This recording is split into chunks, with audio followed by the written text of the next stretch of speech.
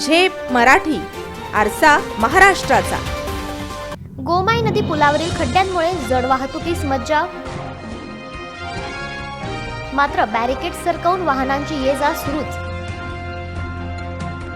सार्वजनिक बांधकाम विभागाचे दुर्लक्ष। नंदुरबार जिल्ह्यातील शहादा प्रकाशादरम्यान डांबरखेडा रस्त्यालगत गोमाई नदी पुलावर ठिकठिकाणी खड्डे पडले आहेत।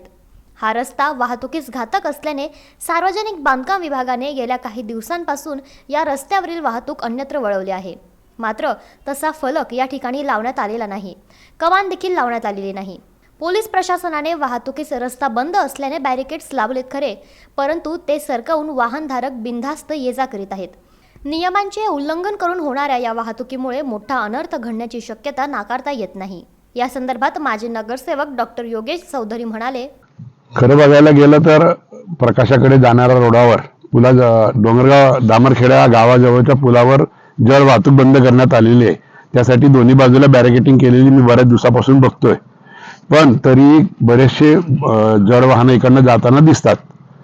आणि बॅरिकेटिंग सध्या आचारसंहितेमुळे पण असेल असं मला वाटायला लागलं होतं, परंतु जड वाहनांच्या बाबतीत तेवढा ज्या पद्धतीने त्याच्यावर अटकाव पाहिजे तसं दिसत नाहीये। आणि सर्वसामान्य लोकांना या जड वाहनांच्या बंदीमुळे सगळ्या गोष्टींनी नाक बुरदंड बसतोय।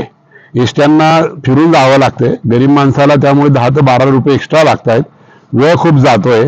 आणि आमच्या शहादा शहराचा विचार कराल तर शहादा शहरातनं काही बसेसांना जावं लागतंय, कारण पिंगाणा तिखोऱ्याकडनं जाताना काही बसेस सकाळी आणि पहाटे आणि रात्री तिकडनं गावातनं जात आहेत, त्याचाही आम्हा शहादेकरांना त्रास होतोय।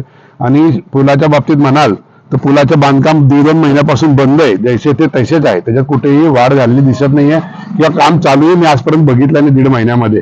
आणि आता जो जुना रस्ता आहे तो इतका खड्डेयुक्त झालेला आहे की त्यातनं चालणं खूप अवघड झालेलं आहे। आणि एसटी ही जड वाहनातनं जनता शासनाने त्याच्यावरती थोडा विचार करून एसटीला इकडनं परवानगी द्यावी अशी आम्ही आमच्याकडनं विनंती करू इच्छितो।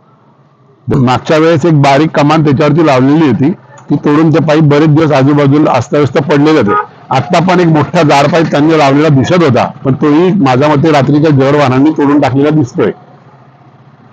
तरी मला प्रशासनाला विनंती आहे की एसटी बसेस इकडनं चालू करावेत, आता जो जुना रस्ता आहे तो सुधारून द्यावा आणि जड वाहनांच्या बाबतीत काय असतील ते निर्बंध लावावे ही प्रशासनाकडून आम्ही अपेक्षा करतो। धन्यवाद।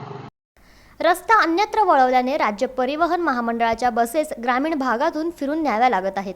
या वाढीव प्रवासामुळे प्रवाशांना आर्थिक भुर्दंड सोसावा लागतोय। त्यामुळे या रस्त्याची तातडीने दुरुस्ती करून संभाव्य धोके टाळावेत अशी मागणी प्रवाशांकडून होते। प्रतिनिधी सलाउद्दीन लोहार, झेप मराठी, शहादा। अशाच वेगळ्या आणि ताज्या बातम्यांसाठी पाहत रहा झेप मराठी, आरसा महाराष्ट्राचा। संपादक प्राध्यापक अनिल चव्हाण, धुळे।